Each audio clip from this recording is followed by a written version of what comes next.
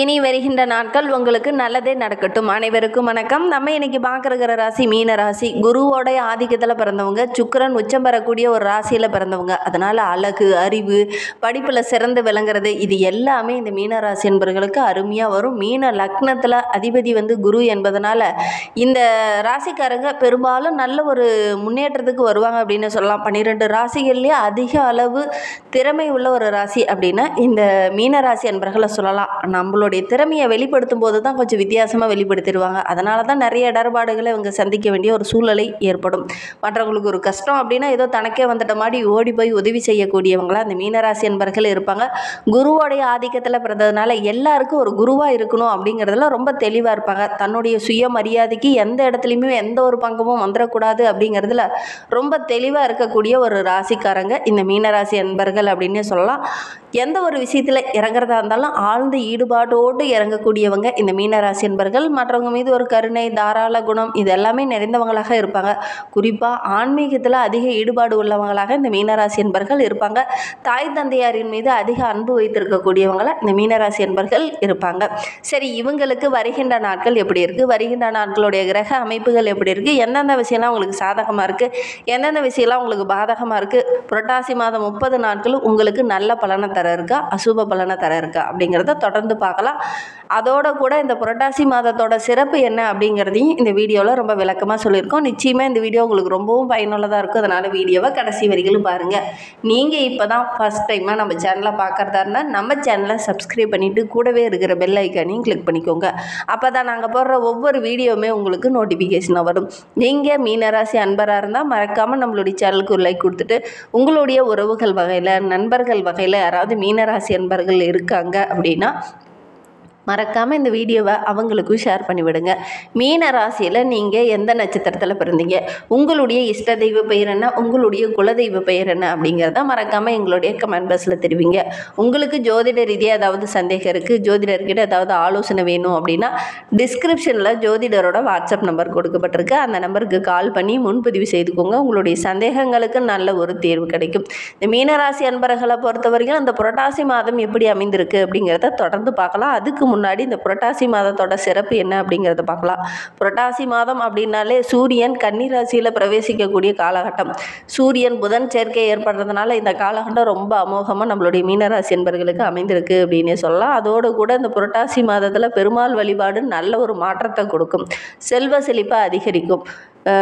இந்த ஒரு விஷயத்தையும் செஞ்சு பாருங்கள். அதோடு கூட இந்த புரட்டாசி மாதத்தில் வருகின்ற அமாவாசையில் முன்னோர்களுக்கு தர்ப்பணம் கொடுக்க மறந்துடாதீங்க. ஏன்னா மற்ற அமாவாசைகள்லாம் 3 தலைமுறைக்கு முன்னாடி இருக்கிறவங்களுக்கு மட்டும்தான் நம்மளால் தர்ப்பணம் கொடுக்க முடியும். ஆனால் அந்த புரட்டாசி மாதத்தில் 14 நாட்களும் நம்ம முன்னோர்களுக்கு தர்ப்பணம் கொடுக்கலாம். தாய் தந்தையர்கள், தாய் வழி உறவுகள், தந்தை வழி உறவுகள், நண்பர்கள், பங்காளிகள், ஆசிரியர்கள், குருமார்கள் எல்லாருக்குமே நம்ம தர்ப்பணம் கொடுக்கலாம். அவங்களுடைய ஆசையும் நமக்கு பரிபூரணமாக கிடைக்கும்.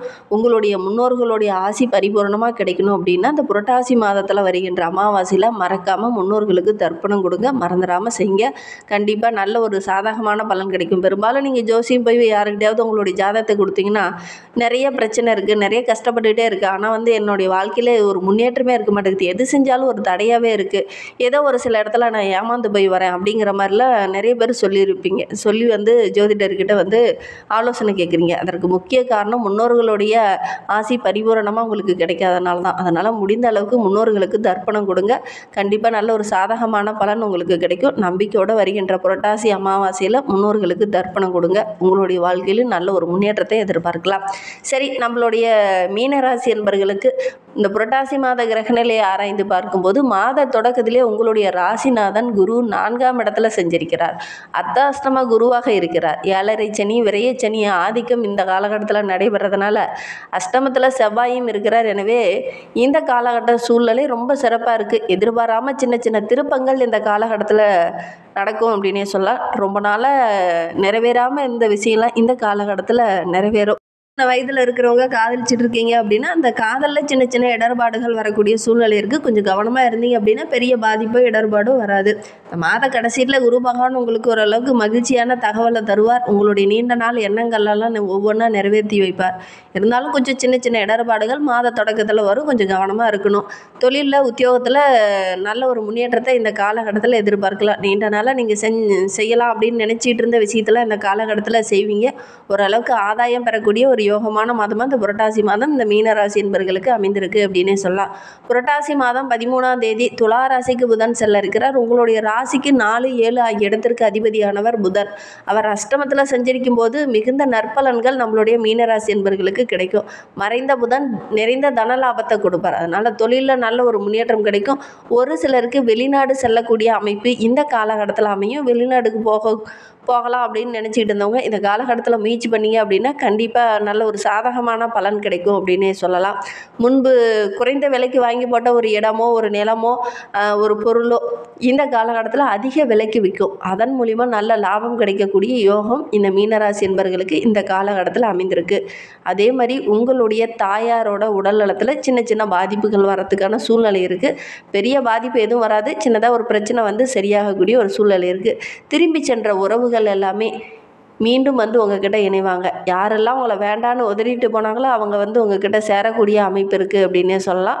அதே மாதிரி ஒரு சில இடத்துல வரன் பார்த்துட்டு வந்திருப்பீங்க. ஆனால் அந்த வரன் வந்து இல்லை அப்படின்னு சொல்லியிருப்பாங்க. ஆனால் அவங்களே மீண்டும் வந்து உங்ககிட்ட வரன் ஓகே பண்ணிக்கலாம் அப்படிங்கிற மாதிரி பேசுவாங்க.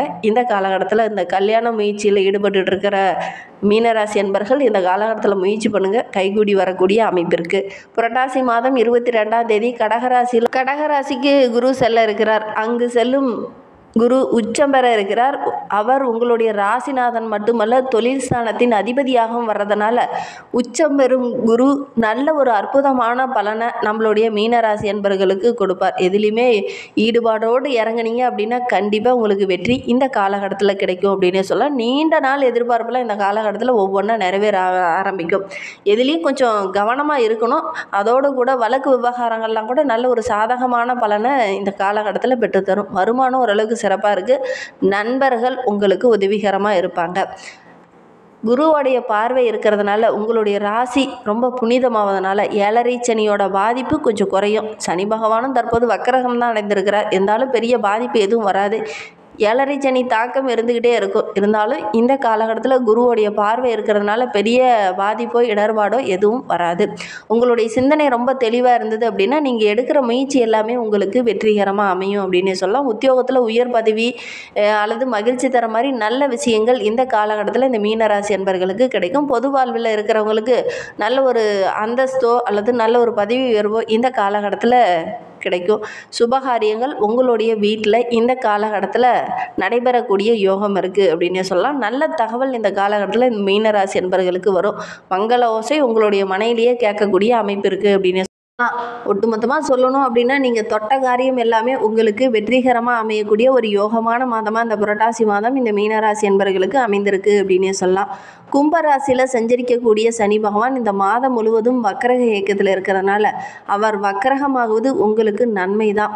அதே மாதிரி உங்களுடைய ராசிக்கு சனி பகவான் லாபாதிபதியாகவும் விரையாதிபதியாகவும் இருக்கிறனால சிந்தித்து செயல்பட்டீங்க அப்படின்னா எடுக்கிற முயற்சி எல்லாமே உங்களுக்கு வெற்றிகரமாக அமையும் அப்படின்னே சொல்லலாம். குடும்பத்தில் சின்ன சின்ன பணி சுமை இந்த காலகட்டத்தில் கொஞ்சம் அதிகமாகும். கொடுக்கல் வாங்கல் விஷயத்தில் ஏமாறக்கூடிய சூழ்நிலை இருக்குது. நிதி சம்பந்தமான விஷயத்தில் இருக்கிறவங்க ரொம்ப கவனமாக இருக்கணும். வெளியில் பயணம் போகும்போது ஏதாவது சின்ன சின்ன இடர்பாடுகள் வரும். கவனமாக இருக்கிறது நல்லது. அதே மாதிரி இந்த காலகட்டத்தில் அந்த ஒரு வேலையை தொடங்கிட்டு அதை பாதியிலே விட்டுருப்பீங்க பார்த்தீங்களா, அந்த வேலையில் இந்த காலகட்டத்தில் செய்யக்கூடிய அமைப்பு இருக்குது. நல்ல ஒரு ஆதாயம் கிடைக்கக்கூடிய யோகமும் இருக்குது.